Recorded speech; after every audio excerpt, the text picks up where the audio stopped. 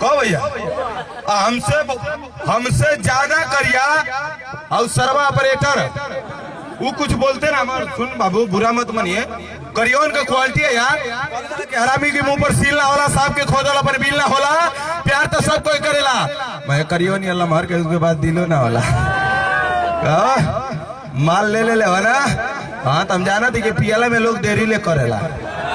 हाला बाबू नहीं के मुझे के। हाँ बाबा अरे तू केहू के को देबा, हम जाना थे तू केहू के को देबा हो तो कौन थे बस सुतले में अपने वाले के को देबा। सही बात है ना भैया। मगर सबसे पहले हम बहुजन परिवार में एक बार बाबा साहब के लिए ताली होनी चाहिए। हम बहुजन परिवार में आए। कहना है कि सूरज को क्या पता कि चांद क्या होता है, जमीन को क्या पता कि आसमान क्या होता है, और जो लोग भगवान के नाम पे भीख मांग के खाए हैं उन्हें क्या पता कि हमारा भारतीय संविधान क्या होता है, हमारा भारतीय संविधान क्या होता है। लहरें तो बहुत उठी मगर समंदर नहीं हुआ। नेता तो बहुत हुए मौज कोई कलंदर नहीं हुआ। इतिहास गवाह है मेरे दोस्त, कोई बाबा साहब में मेक्टर नहीं हुआ, बाबा साहब में मेक्टर नहीं हुआ। नए कमरे में चीजें पुरानी कौन रखता है, सारे मफरिदों के लिए पानी कौन रखता है, हम तो गिरती हुई दीवारों को सामने सलीखे से बुजुर्गों की निशानी कौन रखता है, कौन रखता है।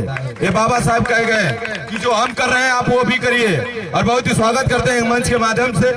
मर जाते जाते एक बात कहना चाहूंगा कि सुबह उदास होगी, शाम उदास होगी, सफेद चादर में लिपटी मेरी लाश होगी।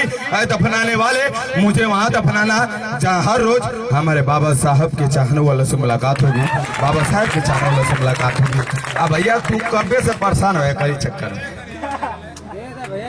में ना पैसा देला तब कहती आ ढेर जाना सार लो नचनियन के पीछे घर द्वार कुल बेचा गए।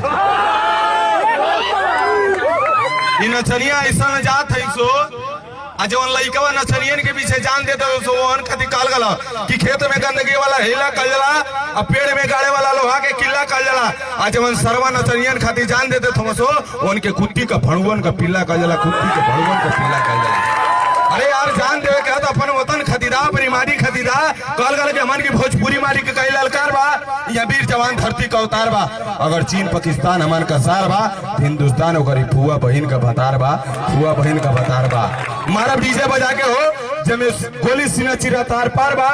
ऐसन कुल पाकिस्तानी लेके की संग ऐसन पिक्चर बनाई जब ऐसा ने ओकर मिस कोरिया फारत सलवार बा।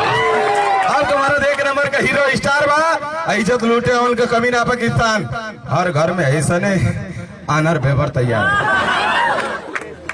हाँ तो भाई तो हर निशाना कहीं ना होके मगर कोई ढूंढी पर जरूर ताकत है। माल तो होना ना खैलिया हुआ।